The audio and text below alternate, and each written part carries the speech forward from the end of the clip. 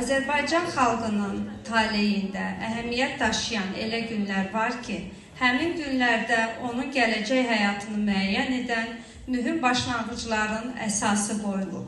Belə günlərdən ən önəmlisi tariximizə qızıl hərflərlə yazılmış 15 iyun Milli Qurtuluş günüdür.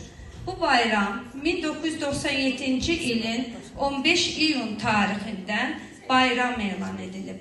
1997-ci ildən qeyd olunan bayrama 1998-ci ildən dövlət statusu verilib. 36 nömrəli Uşaq Musiqi Məktəbinin müəllim və şagird heyətinin birgə hazırladıkları konserti açıq elan edirik. Heydər Baba, musiqisi Leyla Şirməmmədova, sözləri Daşqın Şirməmmədov. Çıxış edir məktəbin xor kollektivi, xormester Leyla Şirməmmədova, konsertmester Nərgiz Mirzəyeva.